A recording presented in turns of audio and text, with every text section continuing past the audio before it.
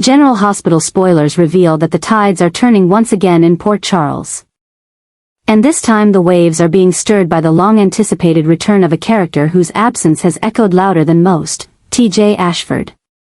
In a recent update shared by Tajh Bellow, the actor confirmed that T.J. is preparing for a return to the canvas, not as a simple continuation of a paused storyline, but as a recalibrated force carrying the emotional residue of profound grief, fractured love, and internal transformation.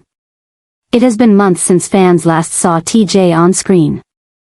His final moments wrapped in the aftermath of tragedy and heartbreak following the devastating loss of his and Molly Lansing Davis's newborn child.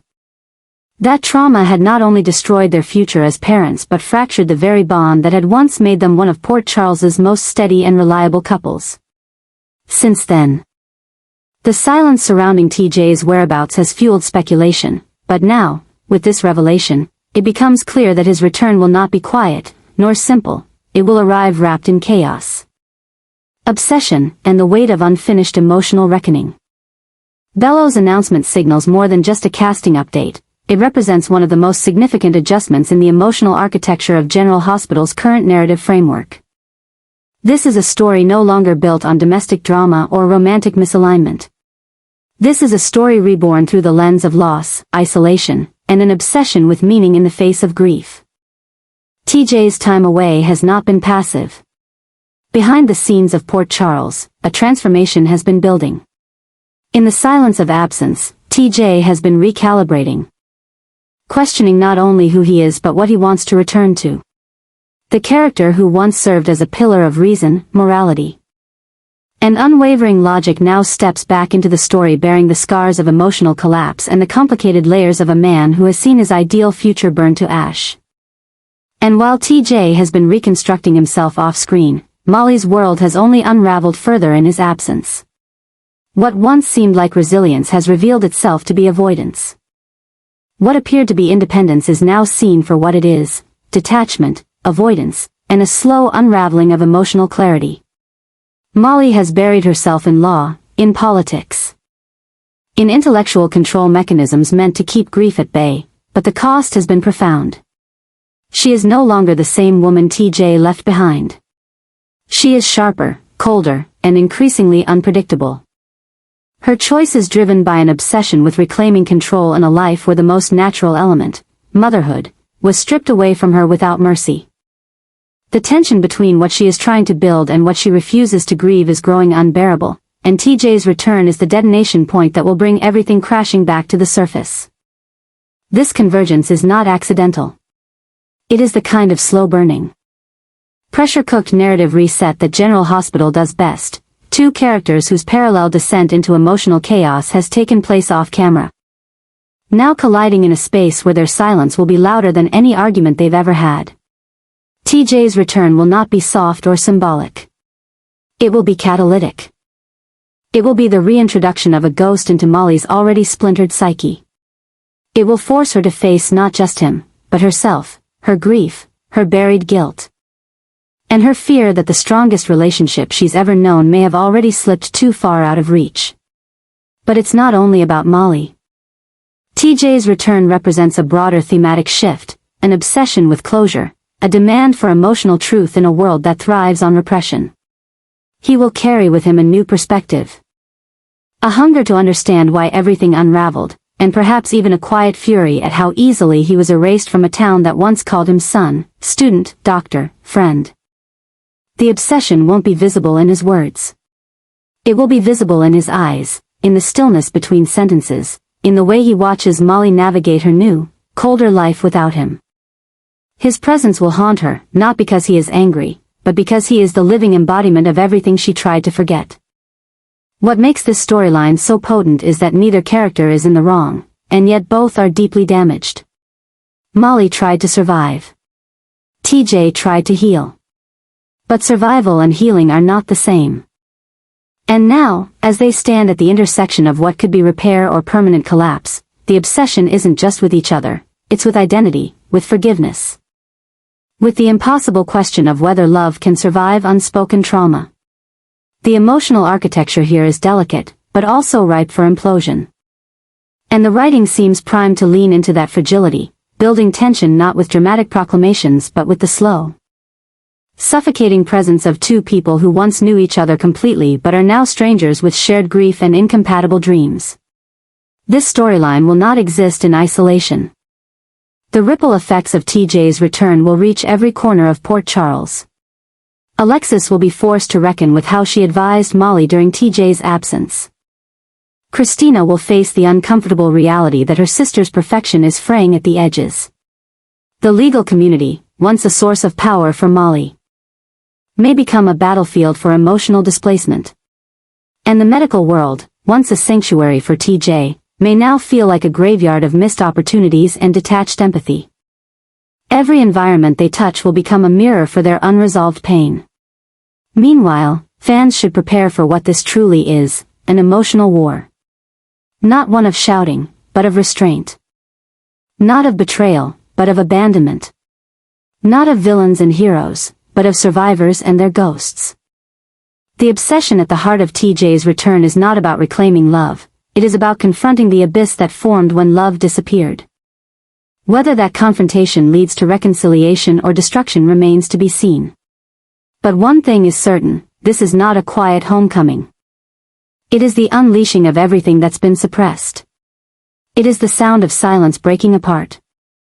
It is the moment General Hospital dares to ask what happens when two people who once shared everything must now decide if what's left is worth saving. In the months ahead, viewers can expect scenes charged with tension, silence used as a weapon, and revelations that will reshape not only TJ and Molly's future but the tone of the show itself.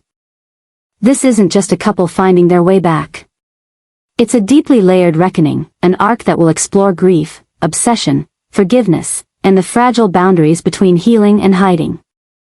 With Bellow's return and the writing team leaning into the psychological aftermath of stillbirth, heartbreak, and identity loss, this may become one of the most emotionally intelligent and devastating storylines General Hospital has explored in recent years. TJ Ashford is coming home. But home is no longer the same. And neither is he. Nor is Molly. And that terrifying realization, that sometimes love returns too late, will be the most painful truth of all. TJ is returning to Port Charles, but not alone. In a development no one in town is prepared for, he arrives with Andrea, the child he now claims as his own. This revelation sends shockwaves through a community still adjusting to the ghost of his previous departure and the trauma that followed. But now, with this child in his arms, everything changes. The narrative shifts instantly from grief to chaos, from sorrow to obsession, and from emotional silence to a cacophony of secrets finally demanding to be exposed. Andrea is not just a child, she is a symbol, a living embodiment of the truth that Molly Lansing Davis thought she had buried forever. TJ's return doesn't merely challenge her, it threatens to destroy her. The revelation that Andrea is his child, and potentially Molly's, ignites a chain reaction of questions that Molly has spent months avoiding. The loss of their first child had already fractured her identity, her relationship, and her emotional foundation. But now, with TJ returning and presenting this child as fact, she is forced to confront the possibility that what she believed to be an end might not have been final at all. Was Andrea the result of a secret surrogacy? Was the truth manipulated by doctors, donors, or relatives? Was something taken from her, hidden under the guise of medical failure or emotional protection? These questions don't just linger, they suffocate. They unravel her carefully constructed version of reality. And as Molly watches TJ, confident, steady, and protective of Andrea, a new madness begins to consume her, the possibility that her grief, her trauma, and her very identity were built on a manipulated foundation. The story no longer revolves around the loss. It pivots to what was stolen, what was kept secret, and who made those decisions. The legal ramifications alone are dizzying. If Andrea is indeed Molly's biological child, conceived under legitimate surrogacy agreements or otherwise, then her rights, and more importantly, her consent, are immediately called into question. But beyond the courtroom lies something even more volatile, Molly's obsession with reclaiming her place as a mother. An obsession that no longer rests on hope, but on the primal scream of someone who feels their entire world slipping from their grasp.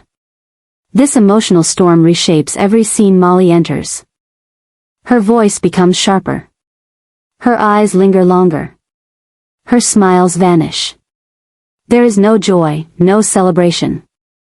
There is only disbelief and a burning need to know the full truth. And that truth won't come easily. Because TJ, in his silence, may be hiding far more than he admits. His time away was not just a retreat, it was a reformation. His arrival with Andrea is not spontaneous, it is a statement. He comes not to ask, but to declare. And that declaration may cost him everything. Andrea becomes the center of this vortex. A child who unearths more questions than answers. A child who represents both reconciliation and rage. A child who could belong to Molly by blood but not by memory, love, or experience. The emotional chasm between knowing you are a mother and feeling like one is where Molly begins to spiral. Her ambition, once fueled by law and logic, collapses under the weight of emotional instability. She starts questioning the system she once upheld. She grows suspicious of her family. She lashes out at Alexis. She distances herself from Christina. She begins to feel the world is closing in on her, that everyone knew something she didn't, that everyone lied. And perhaps she's right. Because what's unfolding is not just a personal tragedy, it is a revelation that reveals rot in the foundation of everything she believed in. Her relationships, her sense of justice. Her ability to control the narrative of her own life, all of it now poisoned by doubt. The obsession becomes dangerous. Molly begins to see threats in every kindness. Ulterior motives in every gesture. Her world narrows to a single, unrelenting focus, Andrea. She must know where the child came from. Who made the decisions? Why she wasn't told. Whether she can get her back. And what the cost will be. She begins to challenge TJ. She follows him. She demands documents. She reopens medical records. She interrogates old nurses. She alienates everyone she once relied on. She becomes a version of herself unrecognizable to even her closest allies. Meanwhile, TJ, though calm on the surface, is not untouched by turmoil. His journey with Andrea is shrouded in sacrifice. He may have taken custody in secrecy. He may have fought legal battles off-screen. He may have discovered truths about parentage, birth records, or donor identities that forced him to take action. But now, he must defend those actions in a city that has turned against certainty. His love for Andrea is not in question, but his decisions are. His morality, his integrity, his authority, all come under fire. And yet, beneath the procedural chaos and emotional fury lies something more terrifying. The possibility that Andrea's existence was never supposed to be known. That someone in power, a doctor, an agency, a family member, conspired to keep the child hidden. That the loss Molly and TJ suffered was never a medical inevitability, but a manipulated outcome to serve another agenda. And if that's true, the entire city will feel the aftershocks. What makes this arc so compelling is its relentless pressure. There are no soft landings. No room for pause. Every revelation leads to deeper madness. Every truth opens a door to a greater betrayal. Molly is no longer a character navigating grief, she is a woman at war with reality. Her obsession is no longer just emotional, it becomes psychological, destructive, and volatile. Her sense of justice becomes vengeance. Her desire to be a mother becomes a crusade. And in that transformation, she may lose everything else, her family, her profession, even her own sanity. TJ's return with Andrea is not just a plot twist, it is a foundational rupture in the emotional continuity of General Hospital. It sets the stage for identity wars, custody battles, medical conspiracies, legal warfare, and psychological unraveling. It is a story not of joy, but of reckoning. It forces every character to confront the darkness behind their choices and the lies they built their peace upon. And for Molly, this is only the beginning. The moment she saw Andrea. Something in her broke, and what rises from that brokenness may become the most dangerous version of her yet. This isn't just about truth. It's about obsession, control, identity.